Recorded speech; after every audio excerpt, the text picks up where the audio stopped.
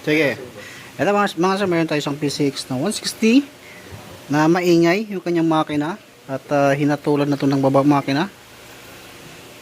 Tapos check natin, paandarin natin. Paandarin ko muna mga sir kasi hindi ko mahawakan o hindi ko mapaandar ng isang kamay lang. Kailangan pinot natin. Pindot nga sir.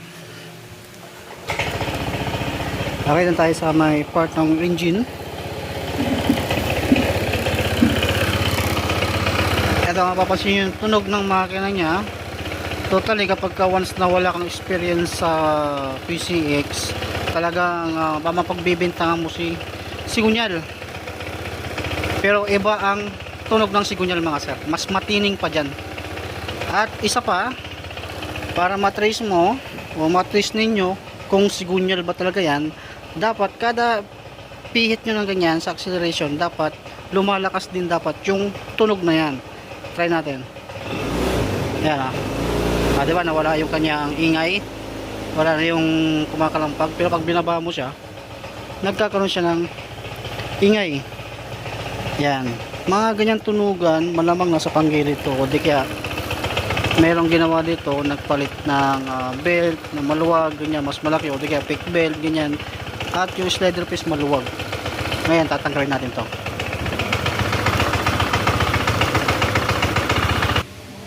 Ayan, tanggal ko na yung cover mga sir. Tapos dito pa lang, ayan o.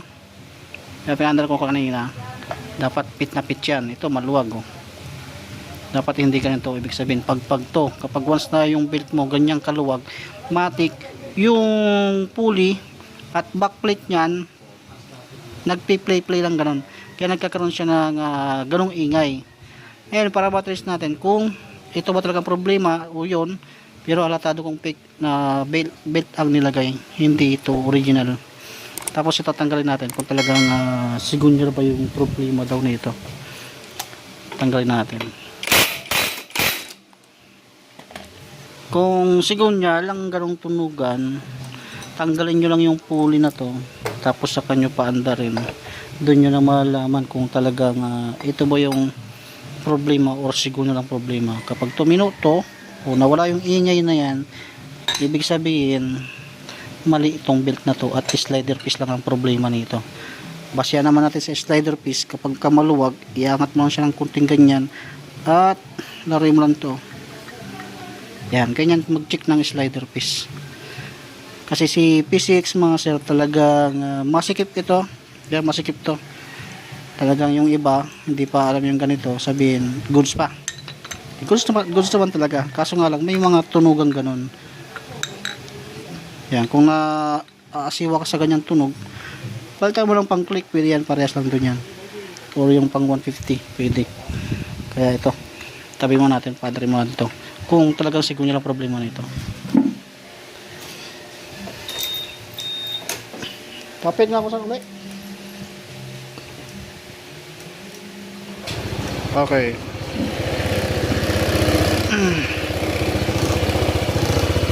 Ayan, may ikot na siya.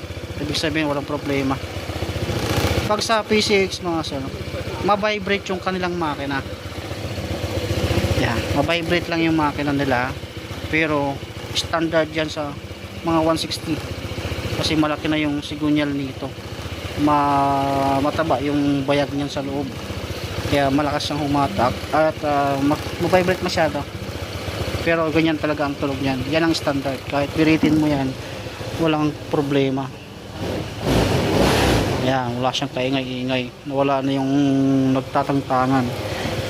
Kaya ibig sabihin nito, ang problema lang nito, pagpag lang yung belt saka slider piece at fake belt pa yung ginamit. Kaya ngayon papatayin natin para mapalitan natin. Pero dahil 21,000 pa lang yung kilometer nito mga sir, yung pinagpalitang belt niya ay ibabalik pa natin.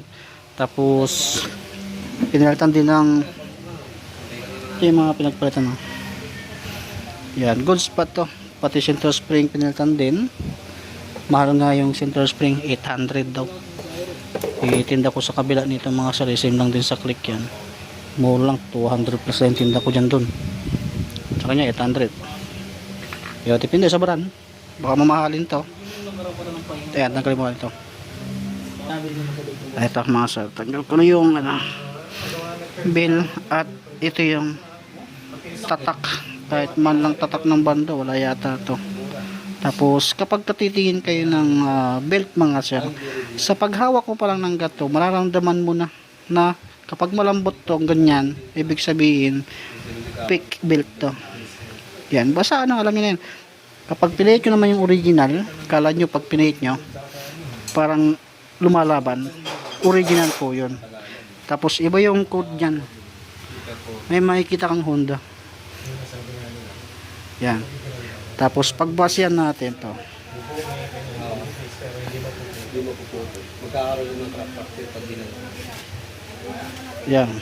Pero sa'yo na rin talaga yung Pero top high side ko, may track na. Ang layo, di ba? Mas makapal to. Kaya huwag niyong tangkilikin yung ano, kasi kayo lang kawawa din dyan. At isa pa, baka madamay yung third drive ninyo, pulley, mas mapapagastos kayo. Sa P6 160, more lang yung build nila mga sila. More lang to. Ayan, babalik natin to. Makita natin kung mawawala yung tunog. Yan. pigit na daling nakaraan. Yan, ito mga sala, nilagay ko na yung original na belt at hindi ko pa siya napapaandar, kaya ganito na yung, kaya ganito kaluwag. At ito na yung nakalagay dyan na pick belt. Tapos panray natin. Papindito na sa. Okay.